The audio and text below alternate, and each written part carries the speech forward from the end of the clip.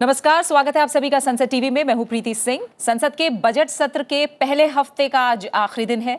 सदन की कार्रवाई शुरू होने से पहले हम हाजिर हैं दोनों सदनों में आज होने वाले कामकाज का पूरा ब्यौरा लेकर हमारे खास कार्यक्रम संसद में आज के साथ। संसद के एजेंडे से जुड़ा हर अपडेट देने के लिए संसद भवन परिसर में मौजूद है मेरे दो सहयोगी। हमारे संवाददाता अखिलेश सुमन राज्यसभा से जुड़ा तमाम अपडेट हम तक पहुंचाएंगे और अमरेंद्र गुप्ता लोकसभा से जुड़ा अपडेट हम तक पहुंचाएंगे। स्टूडियो में मेरे साथ खास मेहमान जुड़ रहे हैं। स्टूडियो में मेरे साथ मौजूद है इंदौर मध्य प्रदेश से बीजेपी के लोकसभा सांसद शंकर लालवानी। साथ ही मेरे साथ है महाराष्ट्र से कांग्रेस के राज्यसभा सांसद कुमार केतकर। वहीं वरिष्ठ पत्रकार रामकृपाल सिंह से भी हम बात करेंगे संसद में आज के एजेंडे को लेकर। आप सभी मेहमानों का बहुत बहुत स्वागत है। इस कार्यक्रम में जुड़ने के लिए शुक्रिया। और इस समय लोकसभा से जुड़ा अपडेट लेने के लिए संसद भवन परिसर चलेंगे। हमारे सहयोगी अमरेंद्र गुप्ता इस समय हमारे साथ जुड़े हुए हैं। अमरेंद्र, लोकसभा को लेकर अपडेट दीजिए। आज चर्चा जो है राष्ट्रपति के अभिभाषण पर वो तीसरे दिन भी जारी रहनी है। हम देख रहे हैं प्रश्नकाल, साथ ही नियम 377 के अधीन जो मुद्दे हैं, इसके अलावा गैर सरकारी सदस्यों के कामकाज का दिन है। तो किस तरह से डिवाइड रहेगा आज का कार्रवाई का दिन? प्रीति, सबसे अच्छी बात यह है कि जिस तरह की तस्वीर संसद की पूरा देश देखना चाहता है, आज वो तस्वीर लोगों को देखने को मिल रही है। जनता की हमेशा से ये चाहत रहती है कि संसद में उनसे जुड़े सवाल उठाए जाएं, उनके मुद्दों पर चर्चा की जाए। तो लगातार संसद के बजट सत्र के दौरान वो तस्वीर जनता देख रही है और देर रात तक माननीय सदस्य संसद में लोकसभा में बैठकर काम कर रहे हैं। अगर कल की बात करूं तो कल जो है राष्ट्रपति अभिभाषण पर चर्चा को जो है जेडीयू सांसद ललन सिंह ने जब बढ़ाया तो उसमें कई सारी चीजें देखने को मिली।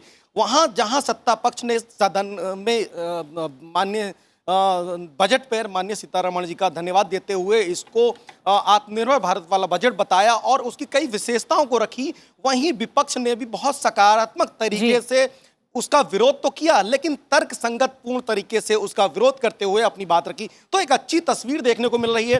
एक कल प्रश्नकाल का मैं एक आपको उदाहरण देता हूं। हरदीप सिंह पुरी जी एक सवाल का जवाब दे रहे थे जिस पर विपक्ष का एक सवाल था कि पेट्रोल की कीमतों में लगातार बढ़ोतरी हो रही है जिससे आम जनता परेशान है, महंगाई को लेके वो अपनी बात रख रहे थे। हरदीप सिंह पुरी ने एक उदाहरण देते हुए बताया कि ओपेक जो कंट्री, ओपेक प्लस कंट्री है, उसके 23 देशों ने एक सहमति जारी की जिसमें तेल के उत्पादन को बढ़ाया जाएगा और उन्होंने तर्कपूर्ण तरीके से बताया कि ये महंगाई सरकार के हाथ में नहीं। तो विपक्ष का वो रुख देखने को मिला और विपक्ष उस पे सहमत हुआ उनकी बात को। तो इस तरह की तस्वीर आमतौर पर कम दिखती है, विरोध ज्यादा होता है, लेकिन संसद में जिस तरह की कल तस्वीर देखने को मिल रही है, उम्मीद की जानी चाहिए कि आज भी वो तस्वीर देखने को मिलेगी। आज खासा अहम दिन माना जा सकता है प्रीति, आज बजट सत्र का। आज कई अहम सवाल कई मंत्रालयों से जुड़े हुए हैं और उन सवालों में मैं आपको बता दूं कि 1 फरवरी को माननीय सीतारमण जी ने जो अपना बजट दिया है, उनकी कहीं ना कहीं झलक भी देखने को मिल सकती है उन सवालों के अंतर्गत, जिसमें विदेश मंत्रालय से जुड़ा हुआ सवाल है कि इस साल ई पासपोर्ट की शुरुआत करने की घोषणा की गई है, उससे जुड़ा हुआ एक अहम सवाल आपको मिलेगा। इसके अलावा डिजिटलाइजेशन की बात पूरा देश कर रहा है भारत में, इस बजट में उसका प्रारूप पेश किया गया। तो कई विश्वविद्यालयों में किस तरह से डिजिटलाइजेशन किया जाए, आप बता रहे हैं उसको लेकर आयुष मंत्रालय वो काफी अहम हो सकते हैं। और प्रश्नकाल से जुड़ा जो अपडेट है, जो कौन से अहम सवाल हैं, इसको लेकर मैं ज्यादा जानकारी आपसे कुछ ही देर बाद लूंगी। अमरेंद्र, आप लोकसभा को लेकर बताइए कि प्राइवेट मेंबर बिल के लिहाज से आज का दिन कितना अहम रहेगा, क्योंकि जैसे मैंने बताया कि मतदान को अनिवार्य बनाने वाला जो प्राइवेट मेंबर विधेयक है उस पर आज लोकसभा में चर्चा जारी रहेगी और कुछ ऐसे बिल हैं जिन्हें काफी अहम अपने आप में माना जा रहा है।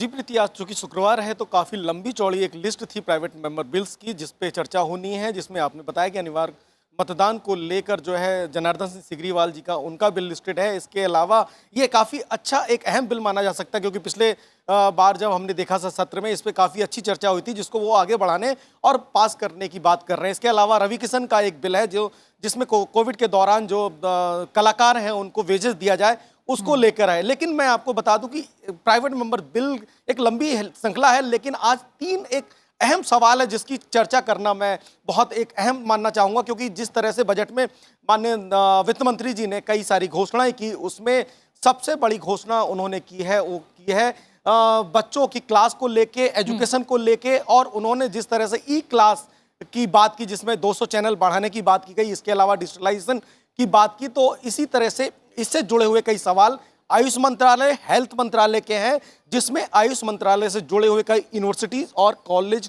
खोलने की मांग की गई है, जिसमें मध्य प्रदेश, महाराष्ट्र, उत्तर प्रदेश और ग्रामीण क्षेत्रों में किस तरह से आयुष चिकित्सा का काम चल रहा है उसको लेके सवाल है जिसमें वो लोग पूछना चाह रहे हैं कि क्या स्थिति है और बजट के बाद क्या तस्वीर होगी। दूसरा एक अहम सवाल विदेश मंत्रालय से जुड़ा हुआ, चूंकि इसी साल से माननीय सीतारमण जी ने जो घोषणा की है कि आम लोगों के लिए अब ई पासपोर्ट दिया जाएगा, इससे जुड़ा हुआ सवाल है कि ई पासपोर्ट की क्या परिकल्पना है, इसको किस तरह से लागू किया जाए। तो मैं आपको बता दूं कि साल 2008 में सबसे पहले मलेशिया ने ई पासपोर्ट देने की श्रृंखला को प्रारंभ किया था, जिसके बाद विकसित देशों में America, Japan, Singapore, France, Germany ने, और कोई ये पहली बार नहीं है कि भारत में ई पासपोर्ट की परिकल्पना स्टार्ट होगी।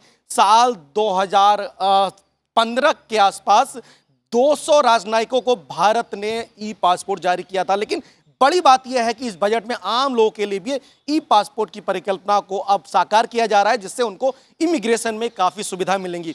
इसके अलावा एक सवाल मैं आपको बता दूं, खासा अहम सवाल रक्षा मंत्रालय से पूछा जाने वाला है, जिसमें जम्मू कश्मीर और घाटी में जो सेना के स्कूल हैं उनकी क्या स्थिति है और वो किस तरह से काम कर रहे हैं। आप जो बता रहे हैं, मैं आपको बताऊं कि भारतीय सेना ने जी 2005 अमरिंदर, माफ कीजिएगा आपको रोक रही हूं मैं। फिलहाल हम आगे प्रश्नकाल में जो प्रश्न है उस पर विस्तार से नजर डालेंगे, लेकिन अभी मैं अपने मेहमान कुमार केतकर जी को फिलहाल धन्यवाद देना चाहूंगी। उन्हें राज्यसभा की कार्रवाई में हिस्सा लेने के लिए जाना है। बहुत बहुत शुक्रिया केतकर जी, आपका हमारे साथ जुड़ने के लिए, इस चर्चा में शामिल होने के लिए। और इसी के साथ मैं अपने तमाम मेहमानों का और दोनों संवाददाताओं का शुक्रिया कहना चाहूँगी। शंकर लालवानी जी आपका, रामकृपाल सिंह जी आपका, साथ ही अखिलेश सुमन और अमरीन गुप्ता, आप सभी का फिलहाल बहुत बहुत शुक्रिया संसद में आज भी जुड़ने के लिए, तमाम चर्चा के लिए, तमाम जानकारी को हम तक पहुँचाने के लिए।